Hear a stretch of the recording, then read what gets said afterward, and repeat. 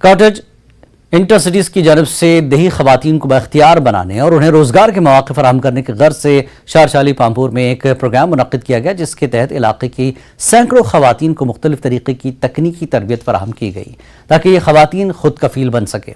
تربیتی سیشن میں خواتین کو بتایا گیا کہ کس طرح گھر میں کھانے پینے کی مختلف اشیاء بنا کر مالی طور پر خود مختار بن سکتے ہیں اور اپنے ساتھ ساتھ دوسری خواتین کے لیے بھی روزگار کے وسائل پیدا کر سکتی ہیں۔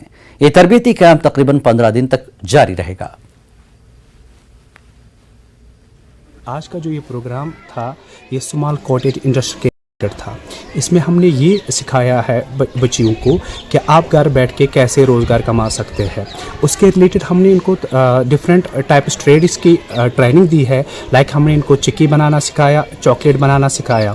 اس مادھیم سے یہ گھر بیٹھ کے کل جا کے کوئی بھی اپنا روزگار کما سکتے ہیں، جس سے ان کو آگے جا کے بہت زیادہ فائدہ ہوگا۔ اس میں جو سب سے امپورٹنٹ بات ہے کہ اس کو را میٹیریل بھی ان کو یہی سے ہم پرووائڈ کریں گے کل جا کے، پلس جو اس کا پروڈکٹ جنریٹ ہوگا وہ بھی ہم ان سے لیں گے، تو تب جا کے اور ان کو اس کے ریلیٹڈ پھر جو پیمنٹ ہوگی وہ ان کو پھر ملے گی۔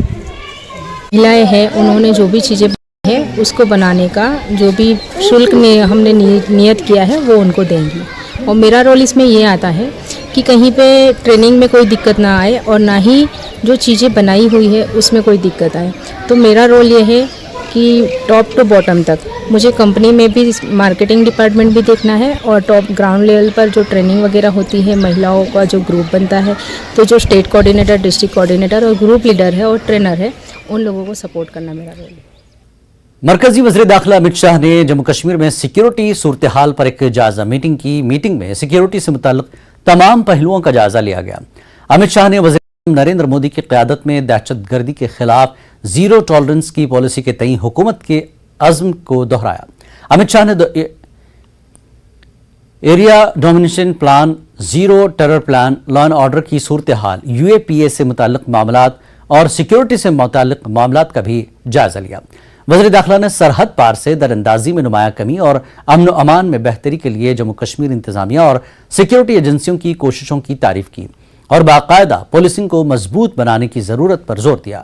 وزیر داخلہ امت شاہ نے آئندہ ماہ سری نگر میں ہونے والے G20 اجلاس کی تیاریوں کا بھی جائزہ لیا اور تمام متعلقہ ایجنسیوں کو اس کے کامیاب انعقاد کے لیے مربوط انداز میں کام کرنے کی ہدایت دی۔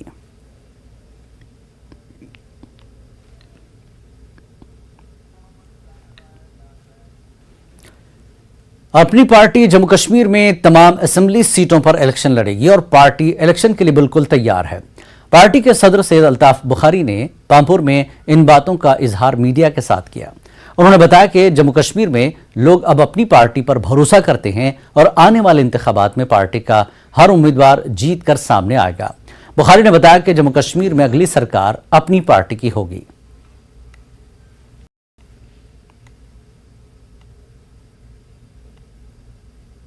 سب سیٹوں پہ لڑیں گے انشاءاللہ، اللہ کے فضل سے اگلی سرکار جیسا لگتا ہے لوگوں کا رخ اپنی پارٹی کی ہوگی۔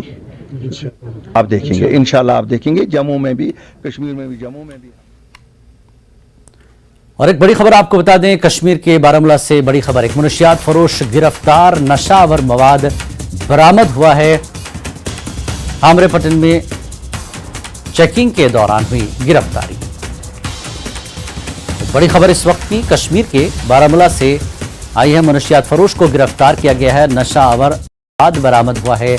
پٹن میں چیکنگ کے دوران یہ گرفتاری ہوئی ہے۔ بارہمولہ سے بڑی خبر، ایک منشیات فروش کو گرفتار کیا گیا، نشہ آور مواد برآمد ہوا ہے اور پٹن میں چیکنگ کے دوران یہ گرفتاری ہوئی۔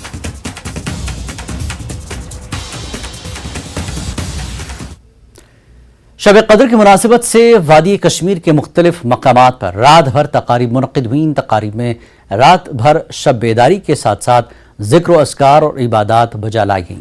مرکزی جامع مسجد ماگام میں ایک بڑی تقریب منعقد ہوئی، جس میں سینکڑوں کی تعداد میں لوگوں نے شرکت کر کے رات بھر عبادت کی، قرآن کی تلاوت اور درود و اذکار کیے۔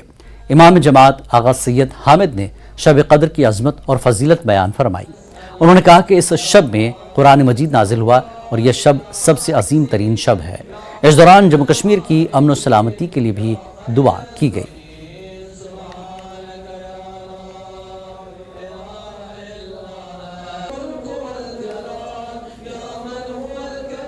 आज की शब अजीम शब है। कुरान ने इस शब को लैलतुल क़द्र से ताबीर किया है। ये वो रात है जिसमें परवरदिगार जलील ने कुरान को नाजिल फरमाया है। लैलतुल क़द्र की ताबीर हमारे मुफस्सिरीन इस तरह फरमाते हैं, क़द्र का माने हमारे उलमा फरमाते हैं क़द्र अज़मत, बुज़ुर्गी, बुलंदी। चूँकि बाज़मत क़ादिर मुतलक परवरदिगार ने अपने पुरवकार फरिश्ते के ज़रिए बाज़मत कुरान अपने बाज़मत आखिर नबी मोहम्मद मुस्तफ़ा सल्लल्लाहु अलैहि वसल्लम पर नाजिल फरमाया। यही वजह है, यही ताबीर है कि इस शब को लैलतुल क़द्र कहा जाता है। ये वो रात है जिसमें परवरदिगार जलील पूरे साल के अहम तरीन अमूरात को मुक़द्दर फरमाता है। ये वो रात हैं जो 1000 महीनों से अफजल हैं। इस रात में इंसानों की जो तकदीर हैं वो लिखी जाती हैं, और ये रात वो रात हैं जो भी दुआ इस रात में हम करते हैं या की जाती हैं, चाहे दुआए जोशन कबीर, कोई भी दुआ हम करें तो वो खुदावंद मुताल अपनी बारगाह में कबूल करता है। और इसी तरह से खुदावंद मुताल फरमाता है कि ला तक़नतू मिन रहमतिल्लाह, खुदा के रहमत से मायूस ना हो जाए। शब कद्र ये दर्ज देती हैं कि ये इंसानियत के लिहाज से अगर कोई इंसान चाहे वो किसी भी मज़हब से ताल्लुक़ रखता हो, हमें चाहिए कि उसकी मदद करे अगर वो मुश्किल में हो।